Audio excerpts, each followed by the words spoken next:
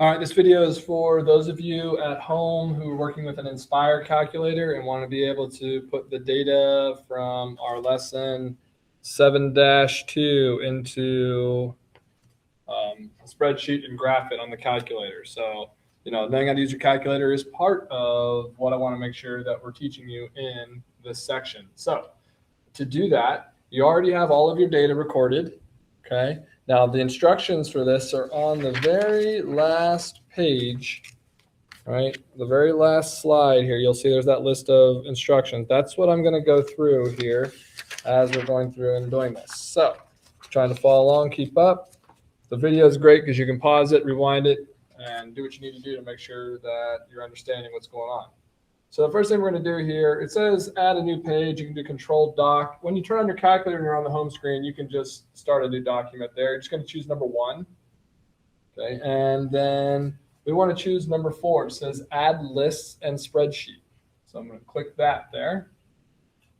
Now the next step in the directions says in the top row of the spreadsheet in column A, we want to type the word degree.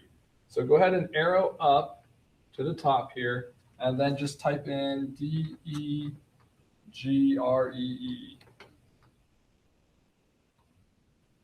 Okay, so we got degree in there. Okay, and then in column B, we want to type in height. Okay, so we're actually going to go down, and then we'll scoot over one, and then up. We're going to type in height, HEIGHT.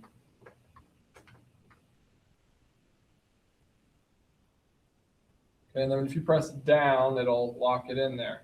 Now, we're not going to type anything in either of these 2 cells, so forget those there. We're going to go over here to that A1. Okay, and here is where you're going to type in all of your angle measures. So these are our degrees of rotation. So you're going to go in and do 0, and then it goes up by 15. So you're going to go all the way 0, 15, 30, all the way to 360.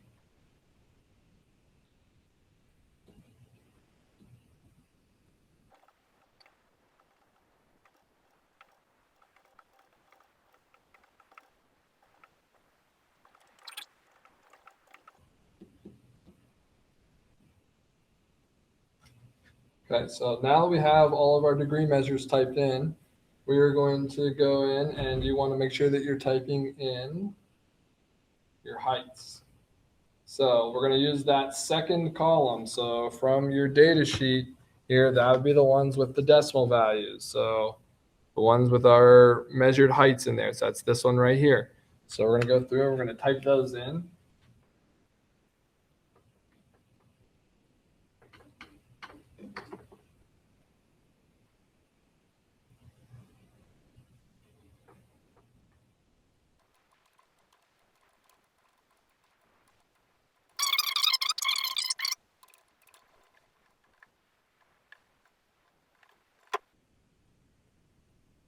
All right, so now we've got all of our data entered in there. So we're going to move on to the next step. So this should be our number 6 step from your calculator instructions.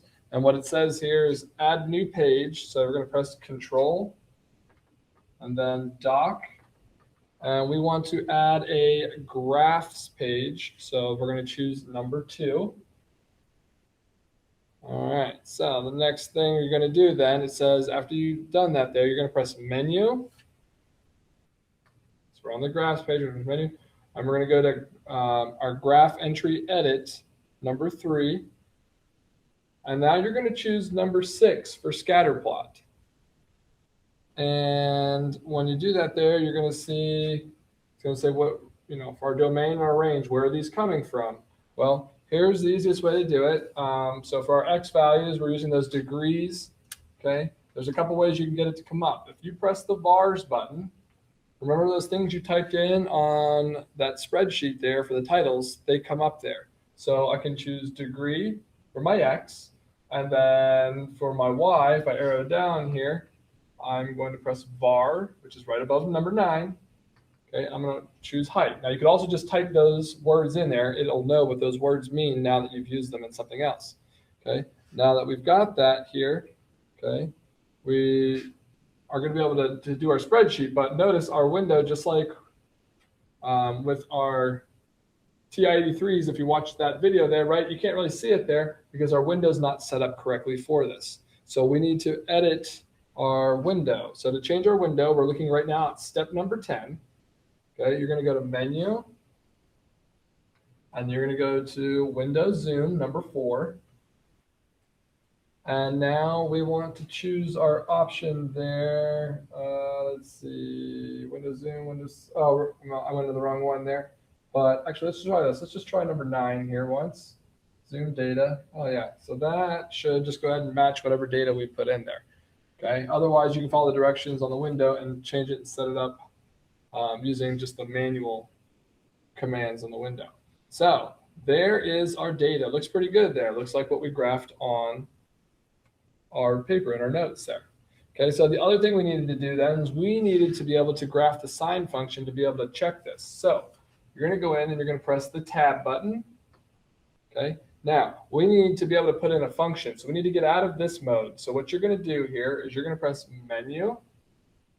We're going to go to Graph Entry Edit. Okay, right now we were in that scatter plot. We want to switch it back here to function. So choose number 1. I'll change it back. Your data is still here. It hasn't gone anywhere. But what we're going to do now is we're going to take it. We're going to type in our sign function. So remember, our calculator should be in radians. If it's not in radians, you're going to need to change that. On this calculator, right, to change it on the graphing page, if yours says, actually, we need to be in degrees. We don't need to be in radians. I'm thinking about the wrong class. So we have to change it. So I'll show you how to change that right now. So you're going to go to Menu. Okay, and we're going to go to number 9, Settings.